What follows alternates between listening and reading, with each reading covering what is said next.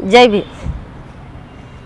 सर्वप्रथम राजमाता जिजाऊ, क्रांतिज्योती सावित्रीबाई फुले आणि माता रमाई यांना मी प्रथम वंदन करते। तर आपण बघतो की या तीनही ज्या आमच्या युगश्री युग प्रवर्तक अशा ज्या तीन महान अशा नारी झालेल्या आहे या देशामध्ये, ज्यांच्या कर्तृत्वामुळे आणि ज्यांच्या विचारामुळे आजची जी नारी आहे, ही नारी या स्त्रियांमध्ये जो बदल आज आपण पाहतो आहे, तर हा बदल या महान अशा आमच्या क्रांतिज्योती सावित्रीबाई, राजमाता जिजाऊ आणि माता रमाई यांचा परिश्रम, यांचं कर्तृत्व, यांचे विचार यामुळेच आज आमच्यामध्ये हा बदल घडलेला आहे। आणि म्हणून या महान अशा महानायकांनी जे कार्य केलेलं आहे, त्यांचे जे आमच्या सर्व महिलांवर, या भारत देशावर जे ऋण आहे, हे ऋण आम्ही महिला कधीच फेडू शकणार नाही। कारण त्यांच्यामुळे आज भारत देशाची जी परिस्थिती आहे ती पूर्णपणे बदललेली आहे। आपण बघतो की माता रमाईचा जो काळ आहे तो 100 वर्षापूर्वीचा आहे साधारणतः। क्रांतिज्योती सावित्रीबाईंचा जो काळ आहे तो 200 वर्षाच्या आधीचा आहे आणि राजमाता जिजाऊंचा काळ जो आहे तो जवळपास 400 वर्षांच्या आधीचा आहे। राजमाता जिजाऊ 400 वर्षाच्या आधीचा जो काळ आपण बघितला, त्यांचं जे कार्य आहे ते खरोखरच अवर्णनीय असं आहे। कारण तो काळ मनुस्मृतीचा काळ होता, ज्या काळामध्ये स्त्रियांना सती जाण्याची प्रथा होती। पण जेव्हा राजमाता जिजाऊंच्या पतीचं निधन झालं, तेव्हा त्यांनी ही सती प्रथा त्याला विरोध केला आणि आपला जो बालक आहे शिवाजी, छोटा होता अगदी, शिवाजी महाराज अगदी लहान असताना त्यांचं संगोपन करून त्यांना एक आदर्श राजा घडवलं, सुसंस्कारित केलं। आणि राजमाता जिजाऊंच्या या संस्कारामुळेच शिवाजी महाराजांनी जे स्वराज्याची स्थापना केली आणि या देशामध्ये समतेवर आधारित राज्य निर्माण केलं।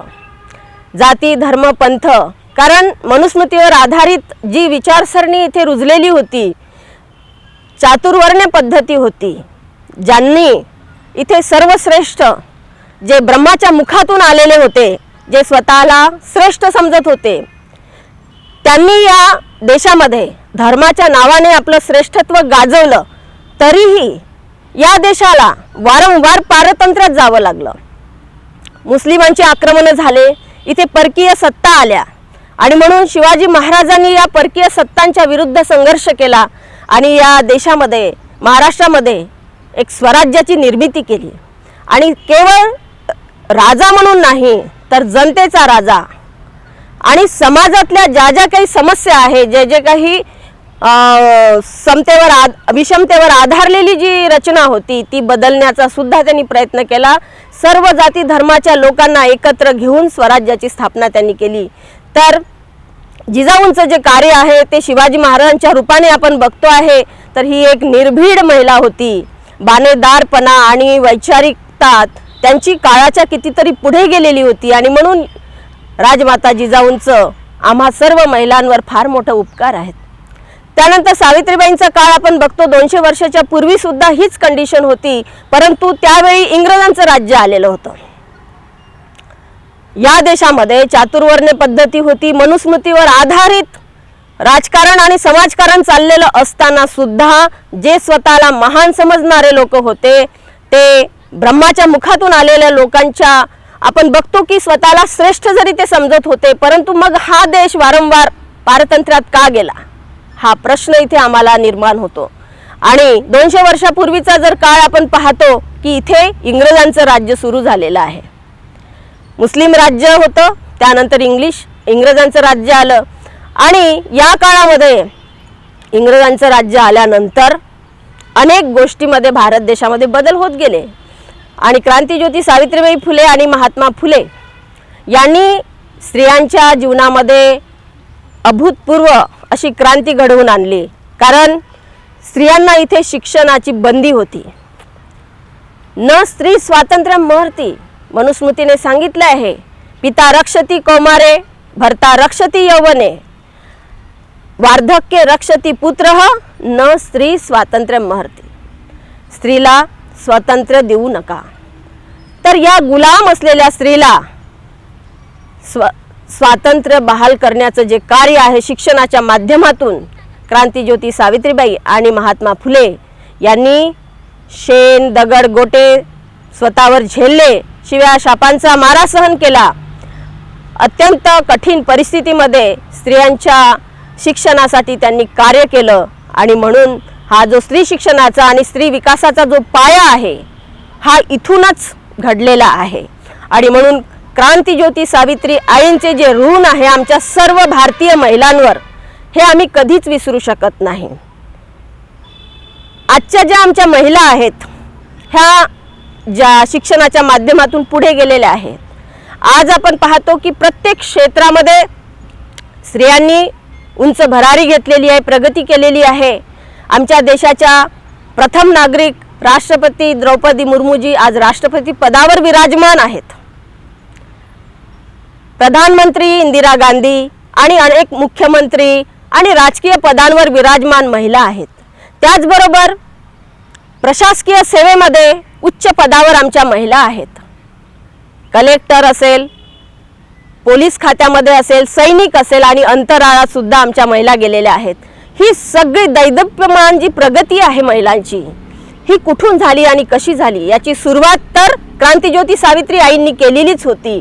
परंतु 100 वर्षापूर्वीचा जो काळ आहे, जो डॉक्टर बाबासाहेब आंबेडकरांनी या देशामध्ये महिलांच्या उन्नतीसाठी प्रगतीसाठी जे कार्य केलं आणि संविधानाची निर्मिती केली, यामधूनच आज आमची स्त्री जी आहे ती आपल्याला प्रगत झालेली दिसत आहे. आणि आज आम्हाला संविधानामध्ये 1950ला संविधान अंमलात आलेलं आहे. नुकताच आपण प्रजासत्ताक दिन साजरा केलेला आहे. प्रजासत्ताक दिन म्हणजे काय तर संविधान या दिवशी लागू झालं, त्याला 75 वर्ष पूर्ण झाली आणि म्हणून आपण अमृत महोत्सव, संविधानाचा अमृत महोत्सव, प्रजासत्ताक दिनाचा अमृत महोत्सव आपण साजरा केलेला आहे. या 75 वर्षामध्ये महिलांच्या परिस्थितीमध्ये कसा बदल झाला आणि याचा आपण विचार जर केला, हा माता रमाईने बाबासाहेब आंबेडकरांच्या उच्च शिक्षणामध्ये अथक परिश्रम करून गरिबीमध्ये दिवस कंठले, अत्यंत आपलं त्याग समर्पण करून आपल्या मुलांचा बळी देऊन बाबासाहेबांना उच्च शिक्षणात मदत केली आणि म्हणून बाबासाहेब घडले. आणि या बुद्धीच्या जोरावर बाबासाहेबांनी संपूर्ण संविधानाचा अभ्यास करून या देशाचं संविधान निर्माण केलं. आणि 1950 नंतरचा जो भारत देश आहे आपला, हा एक नवीन आधुनिक भारताची रचना बाबासाहेबांनी केली. आणि म्हणून आपण पाहतो की माता रमाईचं सुद्धा योगदान अप्रत्यक्षपणेच आहे. अप्रत्यक्षपणे बाबासाहेबांच्या रूपाने आपल्याला दिसून येतं की जर बाबासाहेबांच्या पाठीशी माता रमाई नसत्या तर बाबासाहेब घडले नसते. कारण जो त्यांच्या जीवनातला 10 वर्षाचा काळ, संघर्षाचा काळ, दुःखाचा काळ होता, 1913 ते 23 या कालखंडामध्ये बाबासाहेब अमेरिकेमध्ये, लंडनमध्ये उच्च शिक्षणासाठी गेलेले होते आणि त्यामुळे त्यांचा आर्थिक विवंचनेचा हा जो काळ होता, या काळामध्ये खरी म्हणजे माता रमाईने खूप त्याग सोसला, परिश्रम केले, गोवऱ्या थापल्या, मोळ्या विकल्या आणि उपाशी राहून फाटकी लुगडी नेसून हा जो रमाईचा त्याग आहे समाजासाठी, त्यांना कळलं होतं की बाबासाहेबांनी जर शिकलं आणि त्यांनी ज्ञान प्राप्त केलं तरच या समाजासाठी काहीतरी ते करू शकतील आणि समाजासाठी त्यांनी करावं. म्हणून रमाईने स्वतःला झोकून दिलं. आपल्या दुःखाची, आपल्या संकटाची तमा न बाळगता, पर्वा न करता असे कित्येक प्रसंग आहे रमाईच्या जीवनातले की दुःखाचे प्रसंग सुद्धा त्यांचा स्वतः मुलगा मरण पावल्यानंतर सुद्धा त्यांनी बाबासाहेबांना कळवलं नाही. का नाही कळवलं? कारण बाबासाहेब आपलं शिक्षण सोडून परत येतील आणि त्यांच्या शिक्षणात खंड पडेल. हा शिक्षणात खंड पडू नये म्हणून माता रमाई सारख्या विचार करत होत्या. तर हे अप्रत्यक्ष त्यांचं जे कार्य आहे बाबासाहेबांच्या रूपाने आपण बघतो की त्यामुळेच बाबासाहेब घडले आणि बाबासाहेबांनी संविधान आमच्या महिलांच्या उन्नतीसाठी निर्माण केलं आणि म्हणूनच आज आम्ही महिला सुखाचे 4 दिवस बघत आहोत. या संविधानाने आम्हाला काय काय नाही दिलं। आज आम्हाला बोलण्याचं जे स्वातंत्र्य आहे, स्वातंत्र्य मिळालेलं आहे, अभिव्यक्ती स्वातंत्र्य, आम्हाला शिक्षणाचा अधिकार मिळाला, व्यवसाय करण्याचा अधिकार मिळाला, समान वेतन कायदा मिळाला, त्यामध्ये आम्ही कोणतीही व्यवसाय करू शकतो, नोकरी करू शकतो आणि व्यवसाय सुद्धा करू शकतो।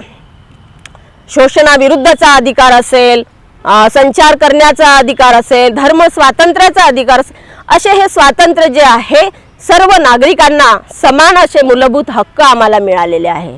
आर्टिकल 15 मध्ये काय सांगितलेलं आहे, कोणताही भारतीय नागरिक हा धर्म, जात, वंश, पंथ आणि लिंग या भेदभावावर आधारित त्याच्याशी कोणत्याही प्रकारची प्रताडणा होणार नाही, भेदभाव केला जाणार नाही।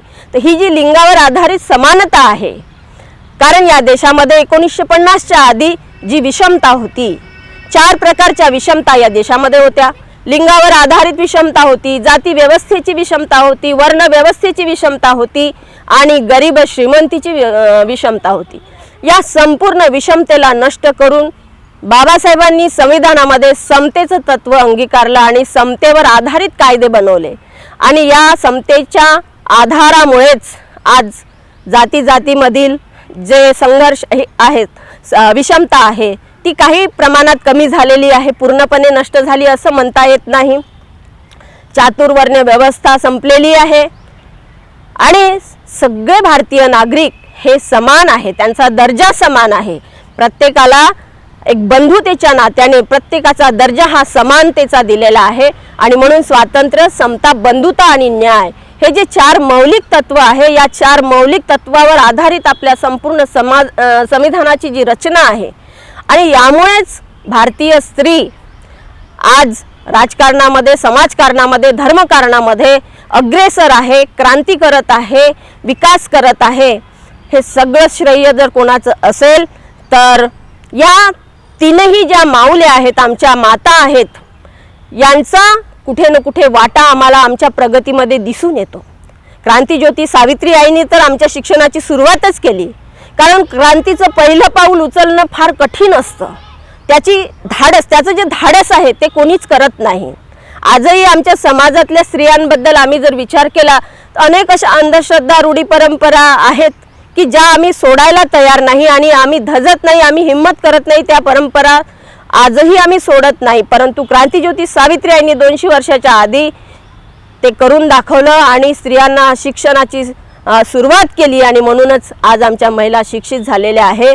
तर आमच्या माता रमाई, माता जिजाऊ आणि राजमाता जिजाऊ आणि क्रांतिज्योती सावित्री आई या सर्वांचं ऋण आज आमच्या महिलांवर आहे।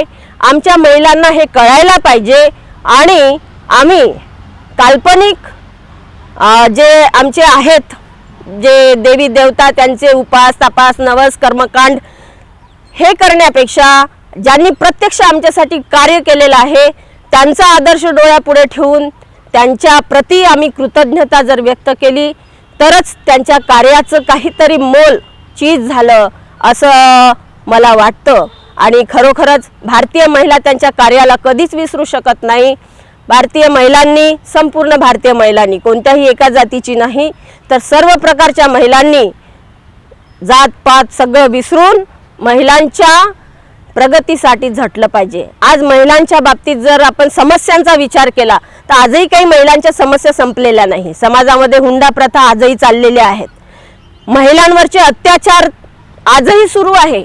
समाजामध्ये एका धर्माला दुसऱ्या धर्माचा जर काटा काढायचा असेल, जातीय दंगली भडकल्या असेल, मणिपूरच्या घटना आपण पाहतो किंवा एक अस्पृश्य दलित महिलांच्या बाबत आपण पाहतो की अत्याचाराच्या ज्या घटना आहेत त्या जागोजागी घडताना दिसत आहे। आजही दलित स्त्री म्हणून तिचा सन्मान केला जात नाही, तिच्यावर बलात्कार होतो, अत्याचार होतो, पण या देशातल्या महिला केवळ जात पाहतात। एखादी उच्चवर्णीय स्त्रियांवर अत्याचार झाला, संपूर्ण देश जागा होतो आणि रस्त्यावर उतरतो, परंतु एखाद्या दलित स्त्रीवर अत्याचार झाला, बलात्कार झाला तर फक्त तिला जातीच्या नजरेने बघितल्या जाते। ही आमची जी मानसिकता आहे, ही कुत्सित मानसिकता, कमजोर मानसिकता आहे। बाई म्हणजे बाई, नारी म्हणजे नारी, नारीचा सन्मान हा अत्यंत आवश्यक आहे। स्त्रीला काही जात नसते, परंतु या देशामध्ये जाती व्यवस्था धर्मव्यवस्था अशी होती आणि आजही ती कायम आहे ही आम्हाला पदोपदी जाणवते। आणि म्हणून आजच्या स्त्रियांनी या बाबत विचार केला पाहिजे। हे आज आम्हाला ह्या बाकी गोष्टी नष्ट करण्याची गरज आहे। आज क्रांतिज्योती सावित्री आईंसारख्या शाळा आपल्याला काढायच्या नाही आहे, पण ज्या शाळा आहे त्या कशा टिकल्या पाहिजे आणि आजही मुलींचं शिक्षण चांगलं झालं पाहिजे।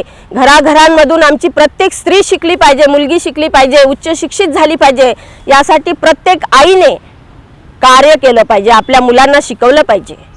आणि एक स्त्री म्हणून एक सुसंस्कार मुलांवर घडवणे, कारण राजमाता जिजाऊंनी शिवबांवर संस्कार घडवले म्हणून आदर्श राजा तयार झाला। त्याचप्रमाणे एक स्त्री, एक माता जेव्हा सुसंस्कारी आणि शीलवान असते, चरित्रवान असते, ज्ञानी असते, विद्वान असते, तेव्हा ती स्त्री आपल्या मुलांना घडवू शकते आणि एक चांगला नागरिक देशाला देऊ शकते। आणि म्हणून आपल्या मुलांना सुसंस्कारित करणे, धम्माचे संस्कार देणे, बुद्धाचे आणि बाबासाहेबांचे विचार सांगणे आणि त्या माध्यमातून एक चांगला समाज आपण घडवू शकतो, एक देशाला चांगले नागरिक आपण मिळवून देऊ शकतो। आणि म्हणून नारीची किंवा या स्त्रीची, महिलेची खूप मोठी जिम्मेदारी आहे। आपण केवळ या महानायकांचे गुणगान करत राहिलं म्हणजे महान होत नाही। आज जी कंडिशन आहे, आज जी परिस्थिती आहे, त्याला साजेसं आपल्याला कार्य केलं पाहिजे। आज असलेल्या समस्यांवर विचार केला पाहिजे आणि मार्ग काढून आपल्याला पुढे गेलं पाहिजे, तरच आपल्या महिलांचं भलं होणार आहे, विकास होणार आहे। आज जे आपल्या देशामध्ये एक मोठं संकट आलेलं आहे, आम्ही असं ऐकलं आहे की संविधान विरोधी असे प्रवाह निर्माण होत आहे, संविधान नष्ट करू, मनुस्मृतीवर आधारित संविधान तयार करू, अशा काही गोष्टी आमच्या कानावर येत आहे। हे अत्यंत निंदनीय आहे।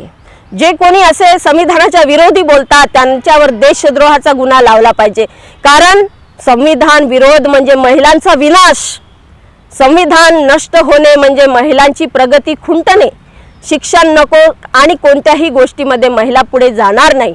आणि म्हणून यासाठी तरी सर्व महिलांनी पेटून उठलं पाहिजे। संविधानाच्या विरोधी बोलणाऱ्यांना जाब विचारला पाहिजे, त्यांना उत्तर दिलं पाहिजे आणि देशद्रोही म्हणून त्याला साबित केलं पाहिजे असं मला वाटतं। आणि संविधानाच्या बाबत सर्वांनी जागृत राहिलं पाहिजे की या संविधानामुळेच आज आम्ही आहोत ज्या स्थितीमध्ये आहोत, एका चांगल्या कंडिशनमध्ये आज आम्ही आहोत, विकासाच्या मार्गावर आहोत, हे संविधानामुळेच आहे। आणि संविधानाचं रक्षण करणं आजच्या प्रत्येक भारतीय नागरिकाचं कर्तव्य आहे। आपण सर्व महिलांनी मिळून करूया आणि माता जिजाऊ, माता रमाई आणि क्रांतिज्योती सावित्री आई यांच्या कार्याचं आम्ही कधीही ऋण विसरू शकणार नाही। एवढं बोलून मी थांबते। जय भीम। आप देख रहे हैं लॉर्ड बुद्धा टीवी।